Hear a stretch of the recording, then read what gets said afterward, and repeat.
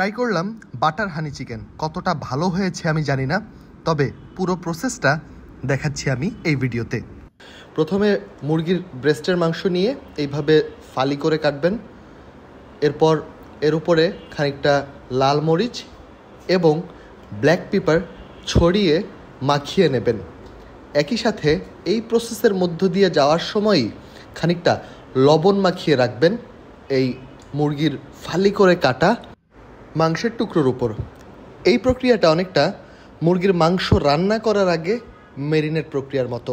এই পদ্ধতিতে এই মশলাগুলো স্পেশালি মুরগির ভেতরে অনেকটাই ঢুকে যায়। আপনারা চাইলে আরও ভালোভাবে যদি অ্যাবজর্ব করাতে চান, কাঁটা চামচ দিয়ে মুরগির মাংসের গায়ে কয়েকটা ফুটো করে নিতে পারেন। দুটো টুকরোতেই যাতে মরিচ এবং লবণ সমানভাবে মিশ্রিত হয়, সেই জন্য দুইটা ওলট পালট করে ঘষে নিতে হবে।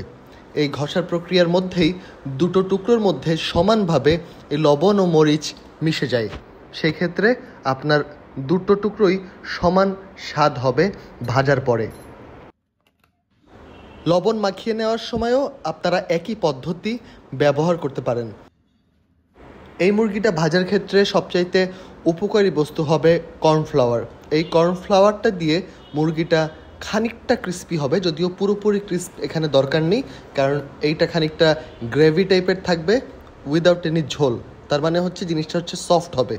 নর্মালি কর্নফ্লাওয়ার আমরা সেই সব জায়গায় দিই যেখানে জিনিসটা একটু ক্রিস্পি করতে ব্যবহৃত হয়, তাই এখানে কর্নফ্লাওয়ারের পরিমাণ খানিকটা কম থাকবে। একদম অল্পের মধ্যে মাখিয়ে নিলে সেইটা কর্নফ্লাওয়ারের যেই কাজটা সেটা করে দেবে। এই পদ্ধতিতে তাওয়া গরম করে খানিকটা তেল নিয়ে পুরোটা তেল আপনার প্যানে ছড়িয়ে দিতে হবে, এইভাবে ভিডিওতে যেভাবে দেখাচ্ছি। এবং তেল অনেকখানি গরম হয়ে যাওয়ার পরে আপনার এই ধরনের একটা শব্দ হবে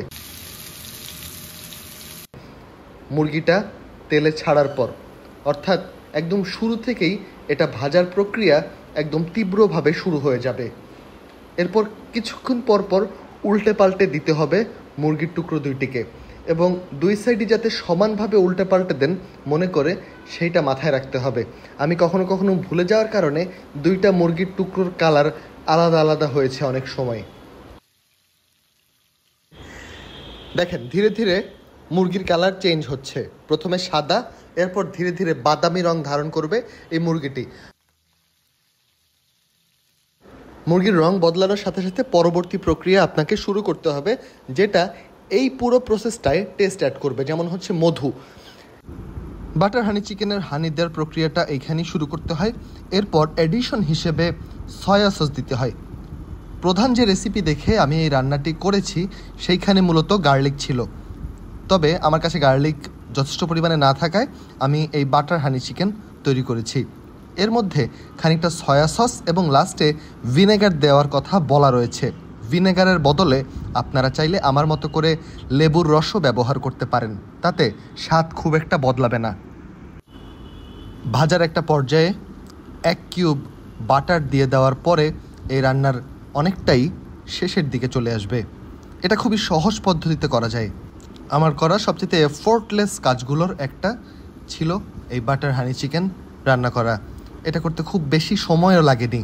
আসলে মুরগির মাংসটা ফ্রিজ থেকে বের হয়ে ফ্রোজেন অবস্থা থেকে নর্মাল হওয়া পর্যন্ত অপেক্ষা, তারপর আধা ঘন্টা 25 মিনিটের মতো লেগেছে এই পুরো প্রক্রিয়াটা সেরে ফেলতে। নানা পদ্ধতিতেই এই ডিশটি খাওয়া যায়, তবে আমি বাটারে 2টা পাউরুটি এবং একটা ডিম পোচ করে নিয়েছি।